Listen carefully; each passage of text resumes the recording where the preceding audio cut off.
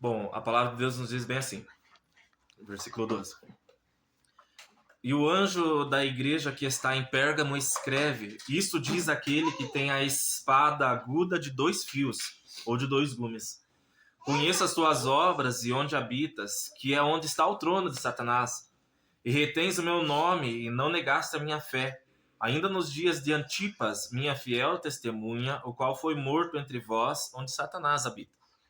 Mas algumas poucas coisas tenho contra ti, porque tens lá os que seguem a doutrina de Balaão, o qual ensinava Balaque a lançar tropeços diante dos filhos de Israel, para que comessem dos sacrifícios da idolatria e fornicassem. Assim tens também os que retêm a doutrina dos nicolaítas, o que eu odeio. Arrepende-te, pois, quando não, em breve virei a ti, e contra eles batalharei com a espada da minha boca. Quem tem ouvidos, ouça o que o Espírito diz às igrejas. Ao que vencer, darei a comer do maná escondido, e dar-lhe-ei uma pedra branca, e na pedra um novo nome escrito, o qual ninguém conhece, senão aquele que o recebe. Amém? Amém. Então nós já falamos aqui da igreja de Éfeso, nós falamos da igreja de Esmirna, e hoje nós vamos falar então sobre a igreja de Pérgamo, tá? A igreja de Pérgamo, ela ficava numa cidade importante da Ásia. Assim como as outras igrejas, né, que são as 7 igrejas da Ásia, Pérgamo era uma cidade que também ficava numa região importante ali da Ásia, que ela era conhecida pelos seus templos pagãos, pela sua devoção ao imperador romano e seu ambiente espiritual hostil. Assim como as outras cidades, elas eram muito leal ao Império Romano. Eles eram leal ao imperador romano. E ali também, ali naquela região de Pérgamo, eles também adoravam ao imperador como um deus vivo. Só que a cidade de Pérgamo, além de ser cheia de templo pagão e essa devoção ao imperador, a região, o lugar onde eles estavam ali para os cristãos era um lugar hostil. Era como viver num centro de um mundo que queria apagar qualquer vestígio de cristão. Era como viver em um lugar em que todo mundo te odiasse e ninguém gostasse de cristão, do testemunho cristão, né? E aí Jesus, para a igreja que está em Pérgamo, imagina só, uma igreja que era oprimida também, assim como a igreja de Esmirna. A igreja de Esmirna era opressa, era oprimida, mas Jesus ele elogiou ali aquela igreja, né? Elogiou Esmirna. Só que aqui em Pérgamo, ele começa falando bem assim: estas coisas diz aquele que tem a espada afiada de 2 gumes. Veja bem, essas coisas diz aquele que tem a espada afiada de 2 gumes. Ou seja, ele vem com a palavra, com essa palavra de autoridade, e essa palavra de autoridade que ele fala é comparado com essa espada que corta o que está errado, que separa o verdadeiro do falso e julga com justiça. Essa palavra, assim, a espada de 2 gumes, é uma espada que julga tanto com justiça e tanto corta. Então, assim, ele não vem com um sorriso. Jesus não vem a Pérgamo com um sorriso. Jesus vem com autoridade. E essa autoridade porque a igreja de Pérgamo era uma igreja que necessitava de correção. Entendeu? A igreja de Pérgamo era uma igreja que necessitava de correção. Tem algumas verdades espirituais aqui das igrejas do Apocalipse em relação aos tempos em que a igreja cristã está vivendo. Porém, isso daqui também pode ser aplicado a nós como igreja, né? Então, se Jesus veio até a igreja de Pérgamo com uma palavra de correção, o que estava acontecendo lá naquela igreja? Veja bem, Jesus ele elogiou a igreja, falando da seguinte forma: você ainda não negou a fé. Isso daqui é um alerta para nós. Quando ele fala assim, você ainda não negou a fé. O versículo 13 ali falou bem assim: conheço o lugar onde você vive. É onde Satanás tem o seu trono, mas você permanece fiel ao meu nome e não negou a sua fé em mim. Nem mesmo quando Antipas, minha fiel testemunha, foi morto na sua cidade. Veja bem, Jesus ele reconhece esse contexto difícil que aquela cidade estava vivendo. Jesus ele reconhece que a igreja de Pérgamo vivia também sendo opressa, vivia sendo oprimida. Era um lugar dominado por idolatria, por conta dos templos. Era um lugar dominado pela perseguição, porque eles odiavam os cristãos ali. E também era um lugar de corrupção espiritual no meio da igreja de Cristo. No meio daquela igreja de Pérgamo. Mesmo assim, eles continuavam confessando o nome de Cristo, mesmo após o martírio de Antipas, que foi um cristão fiel que foi morto por não negar a sua fé. Sabe o que aconteceu com Antipas, Brenner? Sabe o que aconteceu com Antipas de Pérgamo? Semana passada nós falamos sobre um, que foi Policarpo de Esmirna. E hoje nós vamos conhecer esse mártir chamado Antipas de Pérgamo. Esse Antipas foi um mártir da igreja primitiva. Ele foi capturado e ele não negou a sua fé, assim também como Policarpo não negou a fé dele, assim como vários outros mártires não negaram a sua fé em Cristo Jesus. Antipas ele foi preso e ele foi praticamente obrigado a ter que renunciar à fé em Cristo Jesus, a fazer sacrifício para os ídolos e a adorar ao imperador como um Deus vivo. Porém, Antipas ele não aceitou. Sabe qual que foi o martírio de Antipas? Policarpo ele foi queimado numa fogueira viva, né? Antipas ele foi colocado dentro de um boi de bronze, colocaram fogo embaixo daquele boi de bronze e aquele homem ele foi cozinhado vivo. E isso daí era uma forma de matar cristãos, era usado dessa forma. Inclusive, o Deus que eles adoravam ali em Pérgamo, os idólatras ali adoravam em Pérgamo, tinha a forma de um boi ou de uma cobra ou de uma serpente. E Antipas ele foi morto, cozinhado dentro desse boi de bronze. E mesmo assim, ele não negou a sua fé. Foi mais uma semente que foi morta lá para que o evangelho crescesse, né? Então, mesmo após o martírio de Antipas, aquela igreja ela não negou a fé em Cristo. Não negou. Porém, aquela igreja ali, ela continua, ela ensina nós que é possível permanecer firme em Cristo. É possível permanecer firme na fé, mesmo quando tudo ao redor permanece, tudo ao redor convida ao comprometimento com o erro. Veja bem, a igreja que sofria essa perseguição, que vivia em meio à idolatria, que teve o martírio de um mártir ali, de um homem importante para aquela igreja, ela ensina que mesmo ali em volta daquela opressão, mesmo em volta daquela perseguição, mesmo com aquela corrupção ao redor, é possível permanecer firme na fé em Cristo Jesus.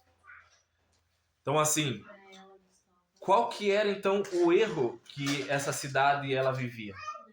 Qual é o erro que aquela cidade permitia que entrasse dentro daquela igreja? Eles permitiam que essa doutrina de Balaão continuasse dentro da igreja deles, e também a questão da impureza sexual. A fornicação ali também era muito presente dentro daquela igreja. Vamos ver lá então o que Jesus estava falando. Você tolera o erro dentro da igreja. Apesar dessa firmeza pública que havia ali na fé deles em Cristo Jesus, tinha um problema muito sério ali naquela igreja. A igreja estava tolerando ensinamentos falsos em seu meio. Ali no versículo 14, que o Lucas leu, falou bem assim: entretanto, tenho contra vocês algumas coisas. Vocês têm aí pessoas que seguem o ensino de Balaão. Tentou 3 vezes amaldiçoar Israel, ele não conseguiu. Ele teve que abençoar aquele povo 3 vezes. Foi antes dele achar o povo que a mula falou com ele, né? Que o anjo estava na frente ali para tirar a vida de Balaão, e a mula prensou ele contra a parede, e ele ficou irado contra a mula e bateu nela, e ela falou com ele, né? Então, assim, aí o anjo do Senhor fala com Balaão, e ele, ao invés de amaldiçoar aquele povo, ele acabou abençoando. Só que Balaão, ele foi contratado, ele era um profeta, e ele foi pago para amaldiçoar o povo de Deus. Então, não conseguiu amaldiçoar o povo de Deus diretamente. Ele fez algo que comprometeu com aquele povo. O que ele fez? É difícil de lembrar, mas Balaão, ele ensinou o rei inimigo a fazer o povo cair por meio da imoralidade sexual ali, né? E por meio da idolatria.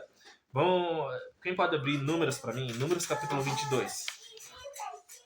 Números capítulo 22. No capítulo 22 de Números, nós vemos ali a história de Balaão e como ele foi impedido de amaldiçoar o povo. Porém, ele acaba ensinando a Balaque como ele faria com que o povo caísse, através da imoralidade e da idolatria. Então, ele introduziu o pecado no povo de Israel por dentro, de dentro para fora. Então, na prática, isso significa o seguinte, ó, o inimigo não conseguiu destruir a igreja por fora, então tentou corrompê-la por dentro.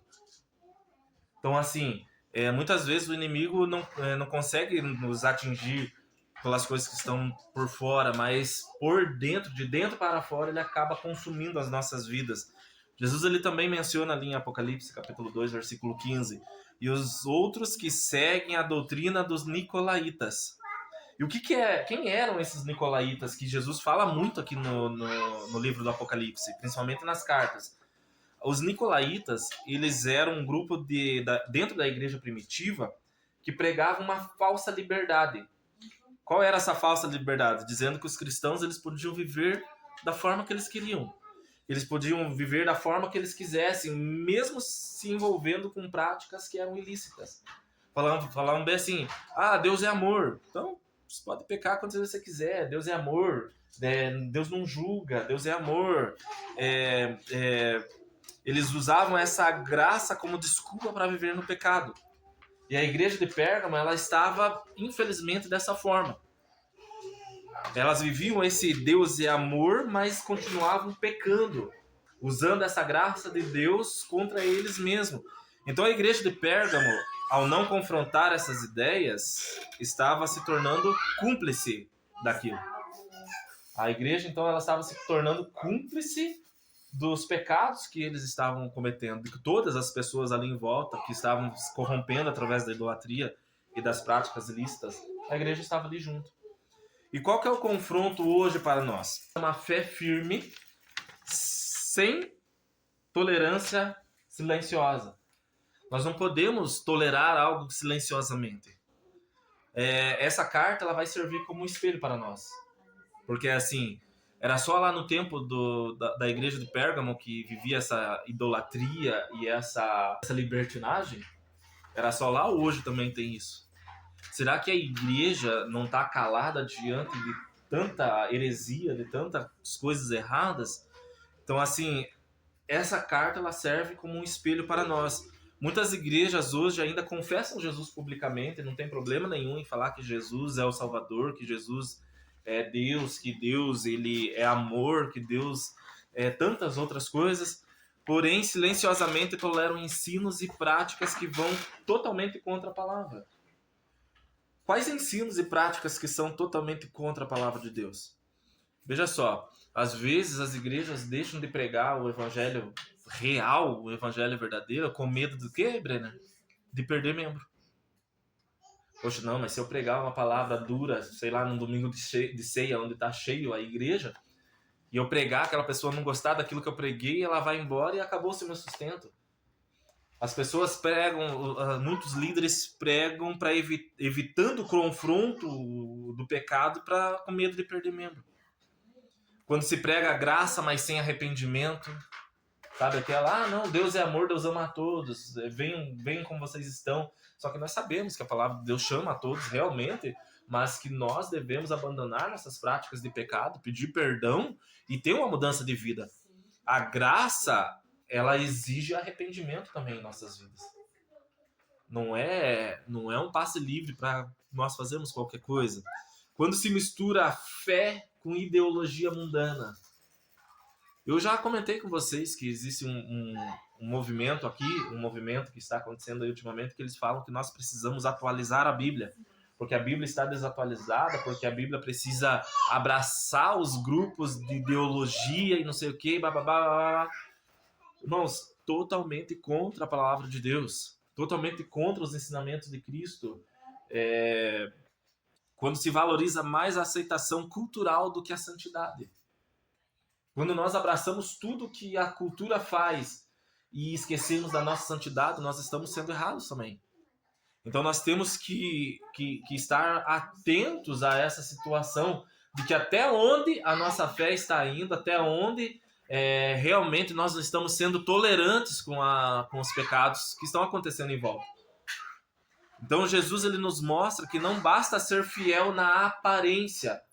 Nós não podemos ser crentes na aparência, vestir uma capa de santidade quando nós só vamos à igreja, ou colocarmos lá um terno e falar, olha, o Espírito Santo está comigo, e está lá da igreja, tirei o terno, acabou a santidade. Saí da igreja, voltei a ser a mesma pessoa que eu sempre fui. Nós não podemos viver de aparência. É preciso cuidar de verdade dentro da casa. Cuidar de verdade dentro da igreja. Cuidar de verdade dentro de nós mesmos.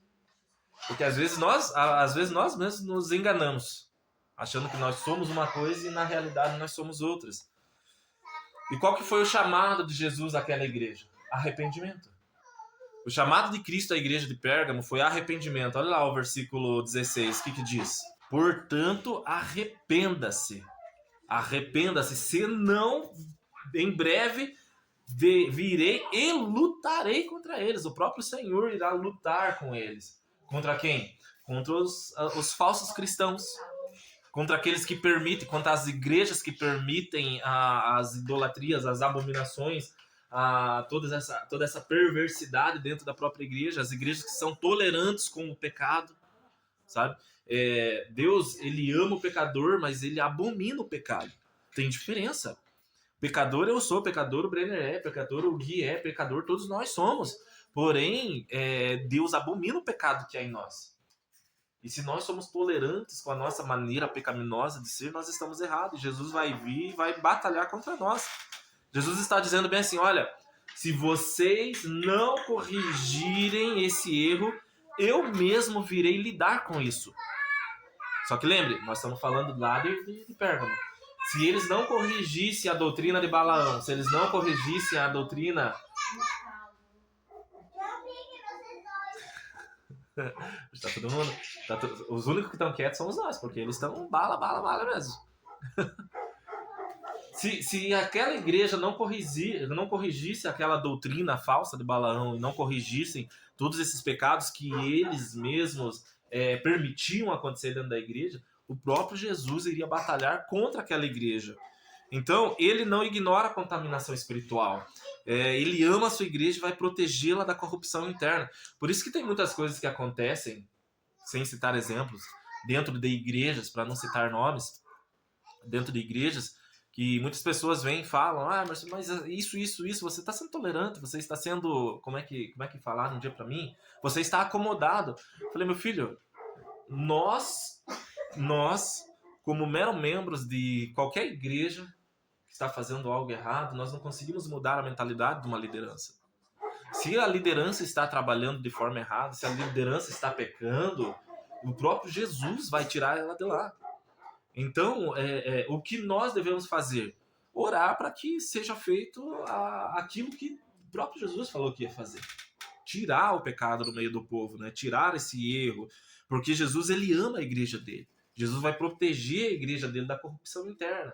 Por isso que o chamado de Jesus aqui para a igreja de Pérgamo é muito clara. Arrependa-se agora. Arrependa-se. Antes que a espada traga juízo. Porque quando a espada trouxer juízo, não vai ficar um em pé. Qual que é a promessa ao vencedor daquele que continuasse batalhando contra a corrupção interna? O alimento do céu e a nova identidade. Qual que é esse alimento do céu? Ao vencedor darei o maná escondido. E o maná escondido é aquela provisão que Deus dava ao povo de Israel lá no meio do deserto. Então ele vai dar o maná escondido. Também lhe darei uma pedra branca com um novo nome escrito. Deus vai dar uma nova identidade, um novo nome daqueles que vencerem. E essa promessa tem dois elementos. O primeiro elemento é o maná escondido, que vai se referir àquele alimento espiritual vindo diretamente do céu. Que significa esse alimento espiritual vindo diretamente do céu? É intimidade com Deus. São aqueles que não se alimentam do pecado, do mundo, recebem nutrição espiritual verdadeira. A palavra de Deus fala que aquilo que nós alimentamos se torna mais forte em nós. Se você alimenta a tua carne, quem que vai estar mais forte? Tua carne ou teu espírito? A carne. Se eu alimento o meu espírito mais do que a carne, o meu espírito vai estar forte. E eu vou conseguir suportar muitas coisas e principalmente fugir do pecado, fugir da imoralidade. É assim que funciona. Nós resistimos ao diabo, mas da imoralidade, principalmente imoralidade sexual, irmãos, nós temos que fugir. Nós fugimos, nós não conseguimos enfrentar. Foge o quanto der. E a pedra branca com o novo nome. Na cultura antiga, irmãos, pedras brancas eram dadas aos vencedores em competições ou tribunais. Simbolizavam absolvição, honra e acesso. Então, pedra branca significa honra, absolvição e acesso. O novo nome fala de uma nova identidade em Cristo. Algo que só Ele e o salvo conhecem. É algo pessoal, é algo eterno e é algo que não pode ser compartilhado com mais ninguém. É só teu e dele. É algo precioso. Essa pedra branca, essa nova identidade, essa intimidade com Ele. Jesus está dizendo assim: se você não se corromper, eu mesmo vou cuidar de você. Veja bem, se nós não cedermos à corrupção, o próprio Jesus cuidará de nós. Ele nos alimentará, ele dará esse acesso, ele vai dar essa honra, ele que vai dar essa absolução para as nossas vidas. Quais são as nossas aplicações práticas, irmãos? Para você, não precisa nem responder. Você tem confrontado o erro com a verdade da palavra? Você tem confrontado o erro dentro da sua casa com a verdade da palavra? Você tem confrontado o erro dentro de você com a verdade da palavra? Você tem confrontado os seus amigos com o erro de seus amigos com a palavra? Será que nós estamos confrontando o erro, às vezes ministerial, com a palavra de Deus? Há alguma área na sua fé onde a cultura tem falado mais alto que Cristo? Qual que é a cultura que nós vivemos hoje? Há uma pressão social tão grande em cima, principalmente de jovens, que jovem precisa fazer tudo que o mundo tem à disposição para fazer. Depois falava assim, viu? Aproveita primeiro o mundo, depois você vai para Deus. Não é isso que a cultura fala? Você ainda tem muito o que viver. Você tem muito ainda que se divertir. Nossa, mas já cedo você está indo para a igreja para quê? Você é tão jovem. Não é isso que a cultura fala? Será que nós não estamos confrontando em qual área a nossa fé ainda tem cedido para a cultura? É uma cultura totalmente anticristo, né? Sua fidelidade a Deus, ela é visível por fora? Mas como está o teu interior? Como que está o teu interior? Como que está o teu interior? Todo mundo vê que você é crente. Todo mundo vê que você é cristão. Eu espero que todo mundo veja, né? Mas como que está o teu interior? Reflete aquilo que o teu exterior está mostrando? Porque se a corrupção vem de dentro para fora, o exterior só vai refletir aquilo que está lá dentro. A nossa transformação também ela tem que ser interior. Quando eu sou transformado interiormente, o meu exterior vai refletir aquilo que eu sou. Então a carta a Pérgamo é um alerta. A igreja resistia ao mundo por fora, mas deixava o mundo entrar para dentro. É aquela velha história, né? Eu preciso fazer uma festa diferente e colocar dentro da igreja para atrair jovens. Eu preciso fazer uma festa junina gospel para atrair jovens.